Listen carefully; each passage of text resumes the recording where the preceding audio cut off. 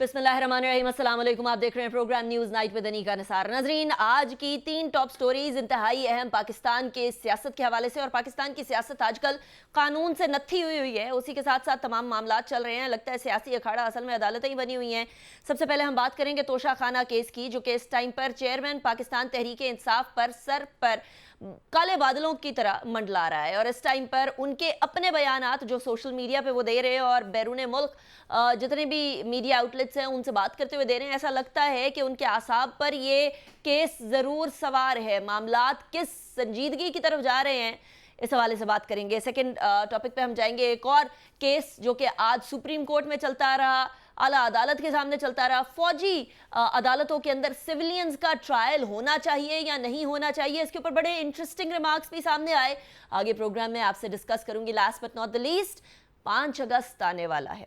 हुकूमत की मुद्दत खत्म होने को है, लेकिन at the same time Narendra Modi के वही ओछे हथकंडे जो कि किसी ज़माने में हुआ करते थे, वो आगे चलते हमें नज़र आ रहे हैं। कश्मीर के हवाले से बात करेंगे। कश्मीर में मुसलमानों के बारे में क्या क्या मामलात जो है मोदी ने तय किए हुए हैं, वो तमाम चीज़ें डिस्कस करेंगे।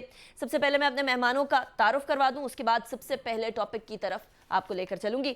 बैरिस्टर शुएब रज़ाक हमारे साथ मौजूद हैं, सीनियर लॉयर हैं। बहुत शुक्रिया बैर साहब, आपने हमें ज्वाइन किया। It's a pleasure having you in the show. Pakistan Tehreek Insaf को भी रिप्रेजेंट करते रहते हैं। मियां दाऊद साहब भी हमारे साथ मौजूद हैं, he is also senior lawyer. बहुत शुक्रिया, आपने भी ज्वाइन किया। ब्रिगेडियर हारिस नवाज साहब हमारे साथ मौजूद है, सीनियर डिफेंस एनालिस्ट है। बहुत शुक्रिया, आपने भी ज्वाइन किया।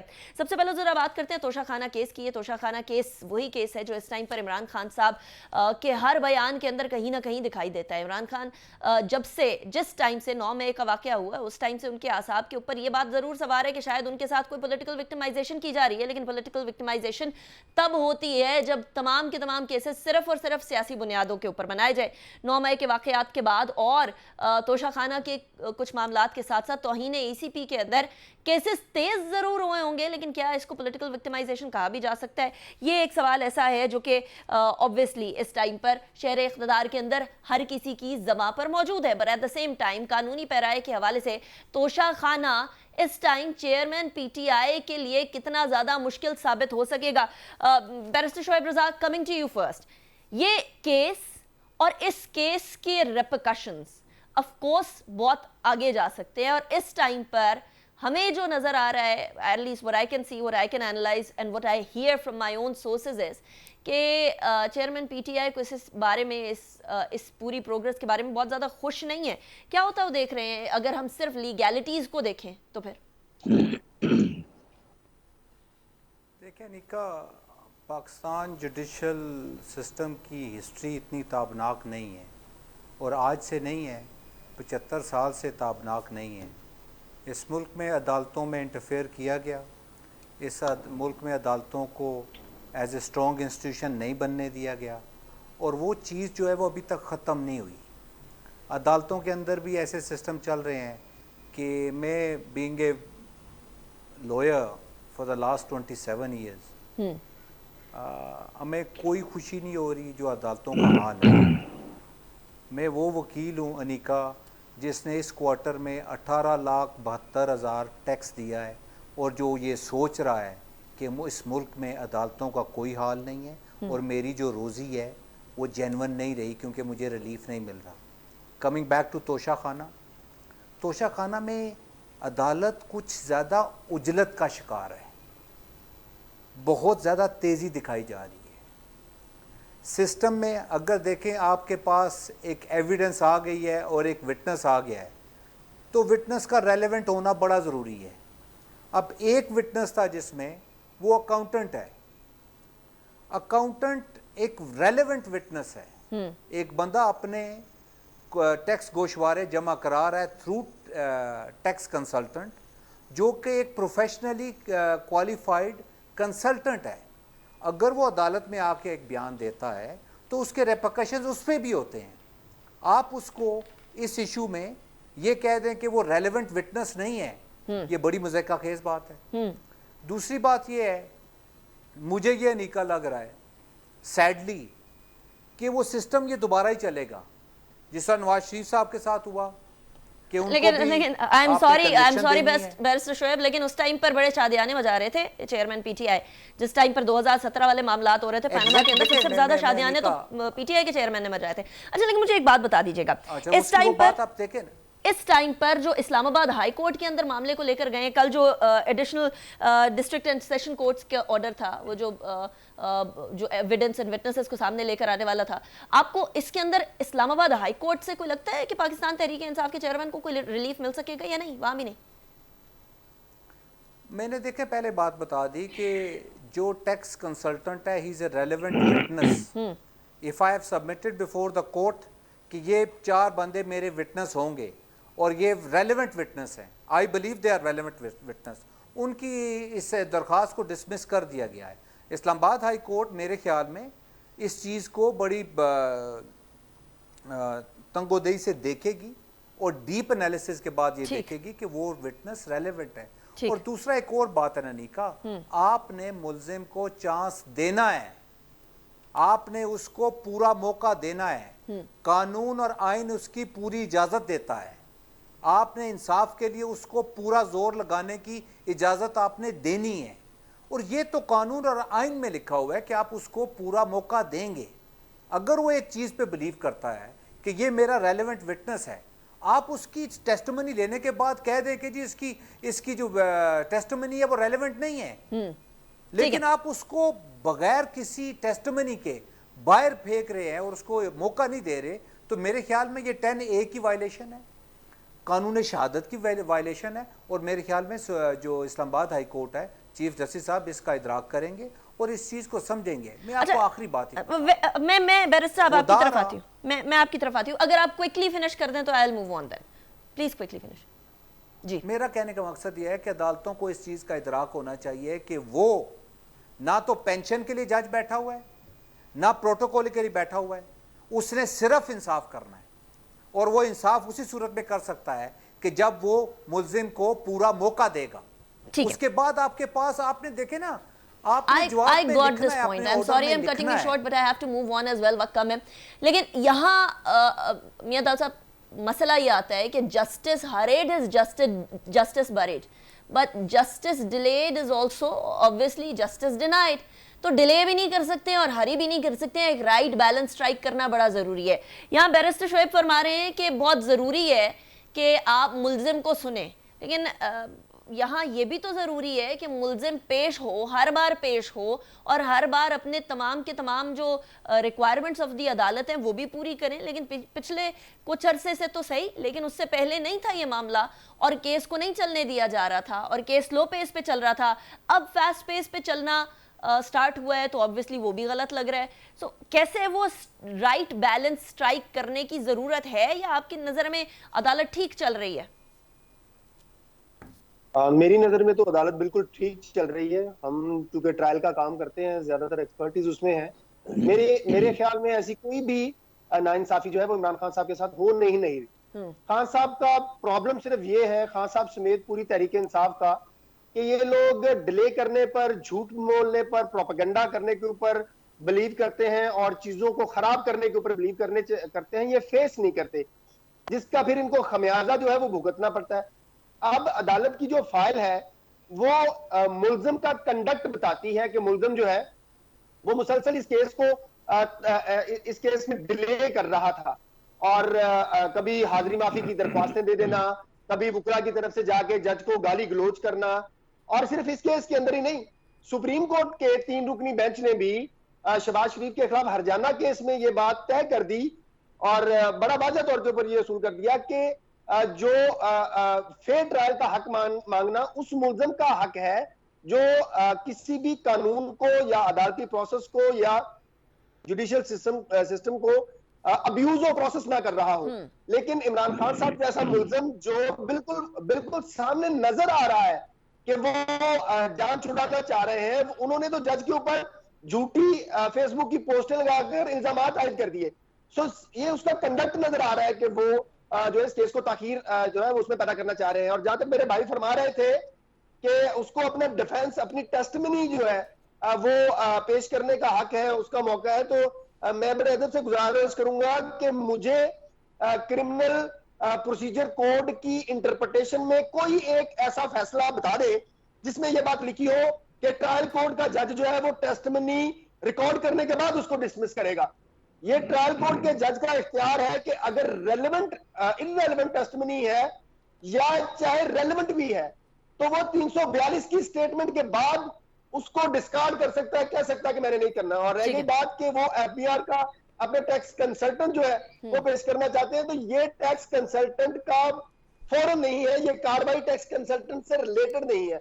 इमरान खान साहब जो है वो इस तरह के जितने मर्जी प्रोपेगेंडे कर लें, झूठ बोल रहे, इस केस का डिलेइंग प्रोसीजर कोई नहीं होना चाहिए, डिले का तरीका नहीं होना चाहिए, चाहे वो इमरान खान साहब की तरफ से हो या अदालत की तरफ से। ठीक है, बरी हो जाए, got it.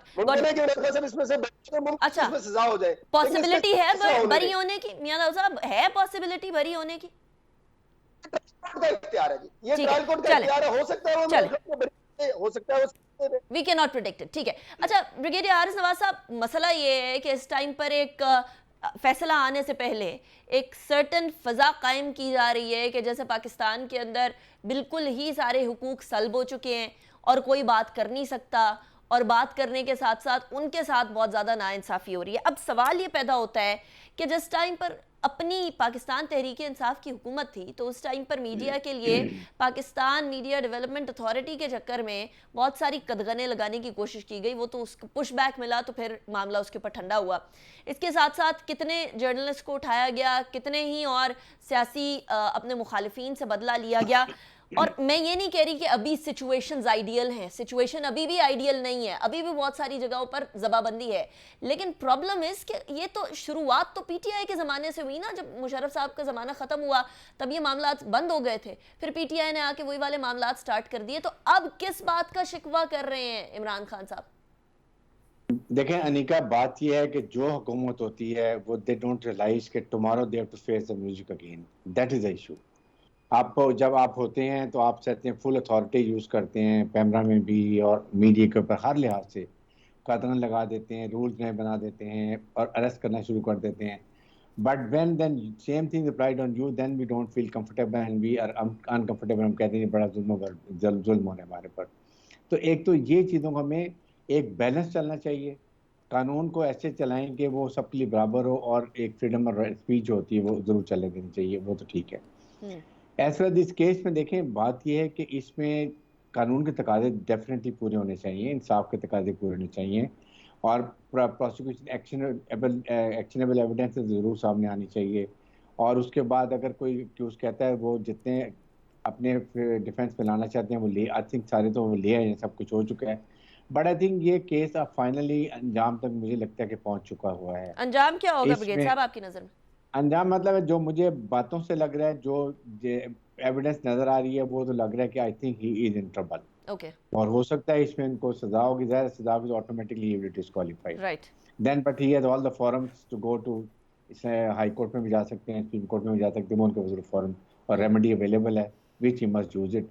But for the timing मेरे ख्याल में इससे, लेकिन इस दौरान में इनको खुद फैसला ये कर लेना चाहिए कि अगर ऐसा हो रहा है तो मेरी पार्टी का चेयरमैन कौन होगा, this is the time to decide. Party chairman को तो एक फरीक है ना ऐसे जो कि कैंडिडेट हैं, फॉरएवर कैंडिडेट हैं ब्रिगेड साहब, उसमें तो कोई शक है कि शाह महमूद कुरैशी साहब के अलावा कोई होगा?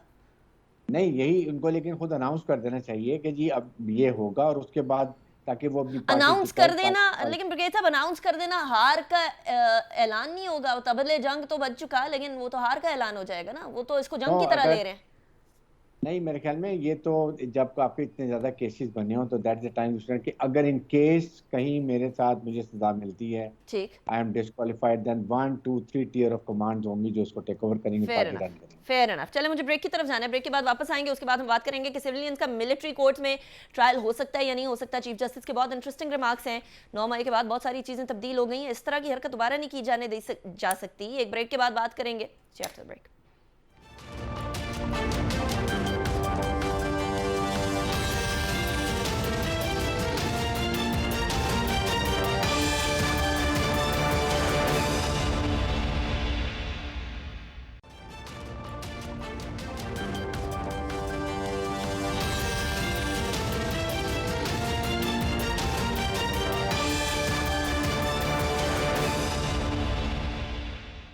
वेलकम बैक आफ्टर ब्रेक पे जाने से पहले हम बात कर रहे थे तोशाखाना केस की। अब जरा बात करेंगे कि सिविलियंस को मिलिट्री कोर्ट्स में ट्राई करना चाहिए या नहीं करना चाहिए। एक बात तो वाजे है कि 1975 के अंदर brigadier retire FB Ali case के अंदर ये वाजे हो गया था कि सिविलियंस को ट्राई किया जा सकता है या नहीं किया जा सकता है। याद रहे कि पाकिस्तान के आर्मी एक्ट के सेक्शन 2D के अंदर जब से तब्दीली हुई उसके बाद से ये मामला जो है वो थोड़ा तब्दील हुआ। ऑब्वियसली कि सिविलियंस जो कि सैम्बेट में आते हैं, जो ऑफिशियल सीक्रेट एक्ट हो या फिर कोई इस तरह की चीज़ हो जिसके थ्रू नॉर्मल जुडिशल सिस्टम की बजाय मिलिट्री कोर्ट्स के अंदर ट्राई करना पड़ सके, तो सिविलियंस को ट्राई किया जा सकता है। याद रखिए कि एक जगह आर्टिकल 10A की बात की जाती है कि हर शहरी को फेयर ट्रायल का हक मौजूद है, लेकिन दूसरी तरफ ये बात भी आती है कि पाकिस्तान की हिस्ट्री के अंदर कोई सिविल जुडिशरी ने बहुत अच्छा किरदार अदा नहीं किया। इसकी खुद बहुत सारी चीज़ों के गवाह आप भी हैं, मैं भी हूँ, कि टेररिस्ट को पकड़ा गया, टेररिस्ट को अदालतों के अंदर लेकर आया गया, लैक ऑफ एविडेंस की वजह से छोड़ दिया गया, और फिर वही दहशतगर्द जो है बाद में जाकर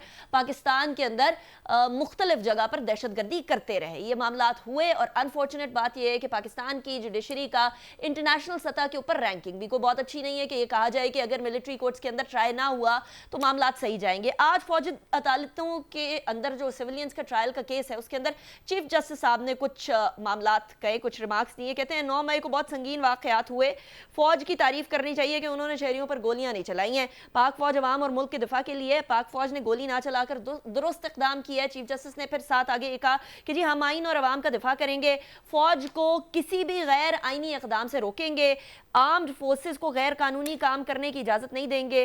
फिर इस पर ऑब्वियसली अटॉर्नी जनरल के जो जिस तरीके से वो लोग बात कर रहे थे, तो अटॉर्नी जनरल के कुछ आर्ग्यूमेंट्स थे। वो कहते हैं अदालत को ट्रायल से मुताल्लिक यकीन दहानी फौजी अदालत के बारे में जो है वो फौज की आला क़यादत की जानिब से कराई गई है।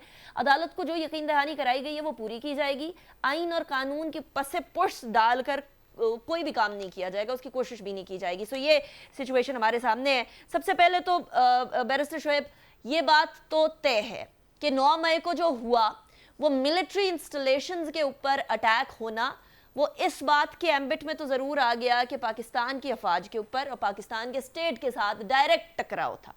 डायरेक्ट टकराव के बाद सिविलियंस को ट्राई किया जाना चाहिए या नहीं किया जाना चाहिए, ये सुप्रीम कोर्ट अब देख रही है। अब इसके अंदर आम शहरी के हुकूक से लेकर स्टेट के अपने जो हुकूक हैं, स्टेट की अपनी जो जिम्मेदारियां हैं, वो दोनों दाव पर लगी हुई हैं। आप क्या देखते हैं, सुप्रीम कोर्ट किधर जाएगी? मैं तो इसके बारे में कुछ नहीं कह सकता, कोई बंदा प्रेडिक्ट नहीं कर सकता, लेकिन लेट मी टॉक, ज़रा थोड़ा सा इसको डिस्कशन को खोलते हैं। एक तो आपने ये डिसाइड करना है कि जिन लोगों को आप ये समझ रहे हैं कि वो सुप्रीम कोर्ट की डेफिनेशन ऑफ टेररिज्म में वो आते हैं या नहीं आते। दूसरा, जो फ्रेमर ऑफ द कॉन्स्टिट्यूशन था ना अनिका, आपने ये देखना है जब वो कॉन्स्टिट्यूशन फ्रेम कर रहा था तो उसकी उस वक्त नीयत क्या थी। अगर तो उस वक्त इसकी नीयत थी कि मिलिट्री कोर्ट्स एस्टेब्लिश होंगी, उसके अंदर सिविलियंस का ट्रायल होगा, तो मैं आपसे एग्री करता हूँ, उनका होना चाहिए। जो आइन की कानून की शक्ल आपने बिगाड़ के रख दी है, उसके बाद अगर आप मुझे भी कहते हैं कि अस्यूम करूं कि मिलिट्री कोर्ट्स लगनी चाहिए, तो आई कांट से एनीथिंग। अच्छा, वो तो चलिए ऑब्वियसली एवरीबॉडी हैज देयर, ये इसके अंदर दो बहुत क्लियर और opposing 180 degree different point of views है। लेकिन आपने टेररिज्म की डेफिनेशन की बात की है बैरिस्टर शोएब, तो ऑक्सफोर्ड लैंग्वेजेस की एक डेफिनेशन है टेररिज्म के बारे में, वो मैं आपके सामने रखती हूँ। And I quote, the unlawful use of violence and intimidation especially against civilians in the pursuits of political aims। अच्छा, ये जो डेफिनेशन है, और फिर एक और है कि the calculated use of unlawful violence और threat of unlawful violence to inculcate fear. अब ये जो 9 या 10 मई को हुआ वो ये नहीं था। I agree with you. मैं आपको सुप्रीम कोर्ट की डेफिनेशन देता हूँ कि सुप्रीम कोर्ट ने 2018 में टेररिज्म की क्या डेफिनेशन दी है, वो आपकी ऑक्सफोर्ड डिक्शनरी की डेफिनेशन से थोड़ी सी डिफरेंट है जी। वो सियाको सबाक के साथ डिफाइन की गई है। अगर आपने अपने लोगों को डिफाइन करके कंफर्म करके टेररिस्ट डिक्लेयर करने के बाद उनका ट्रायल आप करना चाहते हैं, तो ये आपकी अपनी मर्जी है। मैंने आपको बहुत सादी सी बात बताई है कि आपका कॉन्स्टिट्यूशन जब फ्रेम हुआ है तो उसके अंदर ऐसी कोई प्रोविजन नहीं थी कि आपने सिविलियंस का, अगर किसी बंदे ने कोई जुर्म किया है तो इस मुल्क में कानून बोतात है, कानून की बोतात है, आप उसको उसके अंदर करें। लेकिन खुदारा एक काम कर लें, आपकी जुडिशरी का नंबर आपने पहले बताया 136 है, अभी 196 हो चुका है। तो आपने एक काम करना है, आपको पता है इस मुल्क में अदालतों की जजमेंट्स में इंटरफेरेंस हुई है, हो रही है, हो रही है। तो आपने एक काम करना है, चीफ जस्टिस साहब, चीफ जस्टिस साहब की जो अदालत है उसके अंदर इंटरफेरेंस हो रही है, क्योंकि ये तो मामला जरा दूसरी तरफ है ना। बात सुने ना, आप बात सुने, दो स्टेटमेंट्स हैं इस मुल्क में। अगर चीफ जस्टिस के ऑर्डर की कंप्लायंस नहीं हुई और चीफ जस्टिस साहब ने कोई कॉन्टेम्प्ट नोटिस इशू नहीं किया, तो मैं एज ए वकील, as a subject of Pakistan क्या सोचूंगा कि जिस मुल्क में सुप्रीम कोर्ट के ऑर्डर की कंप्लायंस नहीं हो रही, और सुप्रीम कोर्ट को आप इस पे फैसला दे देना। ठीक है, आप इस पे फैसला दे दें, सही, ठीक है, कि जनाब इस मुल्क में मिलिट्री कोर्ट्स एस्टेब्लिश होंगी। अमेंडमेंट के जरिए आपने मिलिट्री कोर्ट्स एस्टेब्लिश की, उसमें भी आपने सनसेट क्लॉज डाला, अभी आप नई बात कर रहे हैं। आप लोगों के साथ जो मर्जी करें, सही है। देखें ना, अगर आप कॉन्स्टिट्यूशन के साथ ये करेंगे तो आपकी अदालतों का नंबर 296 पे चला जाएगा।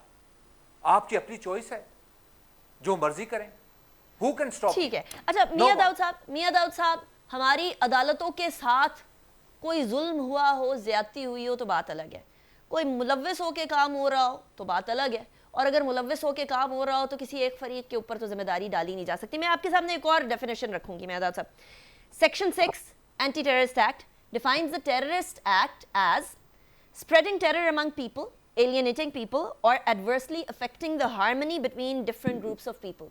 यहाँ पाकिस्तान के दिफा करने वाले लोगों और पाकिस्तान के अवाम के अंदर एक दरार डालने की कोशिश की गई है, इसमें कोई शक की बात नहीं है, और अभी भी हमें नज़र आती हैं गाहे बगाहे इस तरह की स्टेटमेंट्स।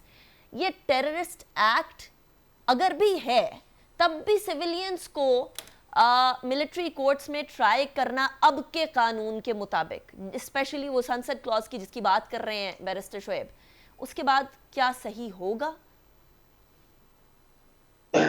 अनिका बेटे, मैं बड़े अदब से गुजारिश करूंगा, इख्तिलाफ करूंगा। मैं बड़ा ही मामूली सा आदमी हूं, लेकिन ना मेरे जो भाई हैं उनको शायद इस बात का इल्म नहीं है कि जो सिविलियंस का मिलिट्री ट्रायल किया जा रहा है वो आइन के तहत नहीं किया जा रहा, वो ऑफिशियल सीक्रेट एक्ट के तहत किया जा रहा है, जिसके अंदर 1967 के अंदर तरमीम आई थी, और उस तरमीम के बाद मिलिट्री जो ट्रायल है, फौजी अदालतें हैं, उनको ये इख्तियार किया गया था कि अगर कोई सिविलियन जो है ऑफिशियल सीक्रेट एक्ट की वायलेशन करता है और वो पाकिस्तान आर्मी एक्ट के जराइम को करता है, तो उसको कनेक्ट करने के लिए डिफेंस सर्विसेज लॉ अमेंडमेंट जो ऑर्डिनेंस था 1967 उसके अंदर 1967 में आई थी मेरी बेटी, और तब से लेके आज के दिन तक सिविलियंस का ट्रायल जो है वो होता आया है।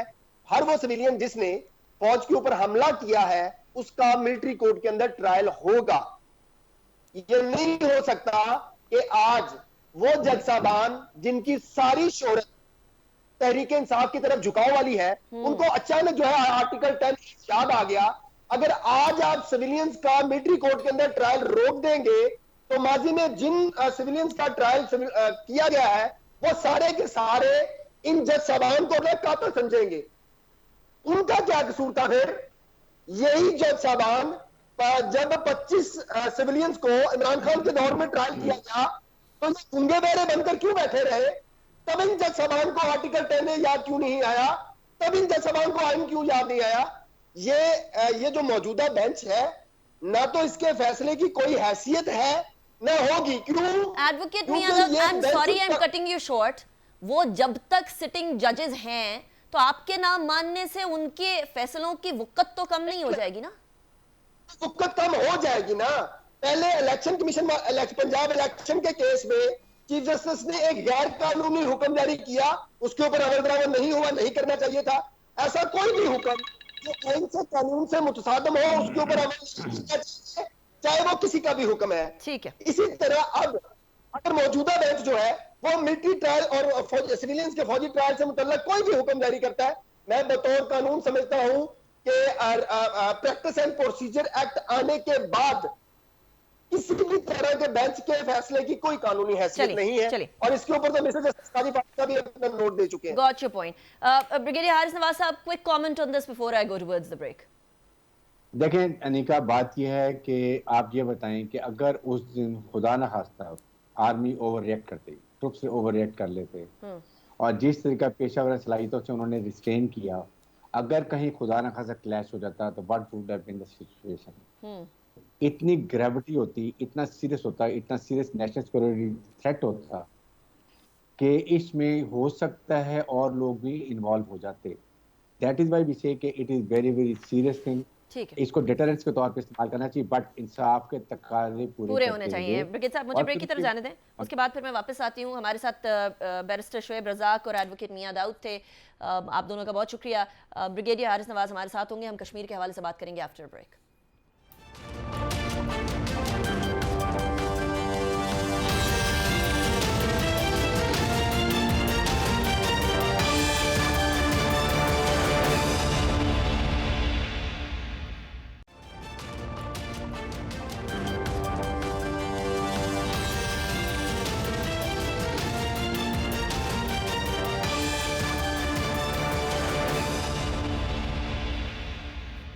Welcome back after the break. Break पे जाने से पहले हम बात कर रहे थे पाकिस्तान के हवाले से, लेकिन पाकिस्तान की शाहरग कश्मीर के अंदर क्या सिलसिला चल रहा है वो मैं आपके सामने रखूंगी। कुछ सूरत हाल इस तरह से कि 5 अगस्त 2019 के बाद से, जब से आर्टिकल 370 और 35A की एब्रोगेशन की गई और जब से 2014 से नरेंद्र मोदी इख्तदार की कुर्सी पर आया, उसके बाद से मुसलमानों के खिलाफ जुल्म सितम ढाए जा रहे हैं। मणिपुर के अंदर क्या हुआ, आजकल गुजरात के मुसलमानों के ऊपर भी नई क़यामत टूट पड़ी है। इस टाइम पर मकबूजा कश्मीर और में भारतीय जुल्म सितम इसलिए बढ़ गया है क्योंकि बड़े पैमाने पर फौज आ गई है। अगले साल अप्रैल या मई के दरमियान जो है वो इंतखाबात होंगे इंडिया के, और अब ये तवक्को की जा रही है, अब ये खदशा जाहिर किया जा रहा है कि यूएई के साथ रवाबित बढ़ाने की कोशिश जो अजीत डोवाल की चल रही है वो इसलिए है कि कहीं पाकिस्तान को किसी तरीके से इस बात पर फोर्स किया जाए कि जब आज़ाद जम्मू और कश्मीर के अंदर कदम रखने की कोशिश करे इंडिया, तो उस टाइम पर पाकिस्तान की तरफ से कोई आवाज़ ना आए। ऐसा होने दिया भी नहीं जा सकता और ऐसा सोचना भी नहीं चाहिए भारत को, लेकिन कोशिश भारत की पूरी पूरी है कि किसी तरीके से इंतखाबात में जीत के लिए, नरेंद्र मोदी की जीत के लिए एक बार फिर इंतहा पसंदी जिंगोइज्म को आगे लेकर जाया जाए। कश्मीर में भारतीय फौजियों की तादाद जो है इस टाइम पर 10 लाख से तजावुज कर चुकी है। इतने कश्मीरी नहीं है जितने कश्मीर की अंदर अफवाज मौजूद है, वो भारतीय अफवाज ऑक्यूपाइड फोर्सेस। कश्मीर के 6 लाख जिले के अंदर 89 गांव ऐसे हैं जिनके अंदर 8,600 के करीब इज्तमाई खबरें दरियाफ्त होने का इंकशाफ हुआ है, जिनके अंदर ऑब्वियसली खवातीन मर्दों की बड़े पैमाने के ऊपर खबरें मौजूद है। भारतीय फौज ने 2017 के अंदर मकबूजा कश्मीर में केमिकल हथियार तक इस्तेमाल किए। इस कदर ह्यूमन राइट्स वायलेशन चल रही है। नॉट जस्ट दैट, 2014 के अंदर जब भारतीय फोर्सेस के हाथों जो है 3,850 खवातीन की इस्मत दरी हुई है और तकरीबन 650 खवातीन को कत्ल किया गया है। बच्चों को किस तरीके से वहां उनके बचपन को छीन लिया जाता है, ये एक अलग कहानी है। 2014 के बाद से अब तक 120 कश्मीरी बच्चे जो हैं वो फायरिंग करके कत्ल कर दिए गए हैं। ब्रिगेडियर हारिस नवाज साहब, 5 अगस्त आ रहा है, आज 3 अगस्त है, कई साल गुजर गए हैं, भारत जो मर्जी कर रहा है, दुनिया आंखों के ऊपर पट्टी बांधे खड़ी है, क्यों? आई थिंक ये तो इंतहाई जुल्म बर्बरियत की दास्तान है और एक दोगला रुख ऑफ द गवर्नमेंट ये वर्ड का भी है। 5 अगस्त को जिस तरीके से वहाँ पर गासबाना कब्जा किया गया, 370 को रिवोक किया गया, 35A में उनको अलाउ किया गया कि हिंदू अपनी प्रॉपर्टी जो मर्जी आके कश्मीर में आ सकते हैं, डेमोग्राफी चेंज कर सकते हैं। दुनिया में इतना लंबा कर्फ्यू कहीं नहीं लगा। इंटरनेट बंद कर दिया गया। उसके बाद जो औरतों, बच्चों, बूढ़ों के साथ जुल्म किया गया, नौजवानों को पकड़ के सबको आगरा जेल में ले गया, पॉलिटिकल लीडर सब बंद कर दिए गए। और उसके बाद जो कुछ किया गया हमारे सामने, कारोबार तबाह कर दिए, उनके बागात तबाह कर दिए। और उसके साथ किस मदद से 1948 के रेजोल्यूशन जूनियर का उसको एक साइड पर फाड़ के फेंक दिया एंड नोबडी स्पोक। सही। सबसे बड़ी अफसोस की बात यह है कि इस वक्त 1948 में ये जवाहरलाल नेहरू खुद भागता रोता पीटता गया था कि खुदा के लिए बचाओ, हम प्लेबिसाइट के लिए तैयार हैं, पाकिस्तान को रोक ले। तो मतलब उसके बाद फिर आप कहते हैं बायलैटरल है, बायलैटरल भी यूनिलेटरली आपने कर दिया। यूनाइटेड नेशंस के military observer group line of control के ऊपर तैनात है, mean it is a recognised United Nations disputed territory. Right, इस पे तो कोई शक नहीं है।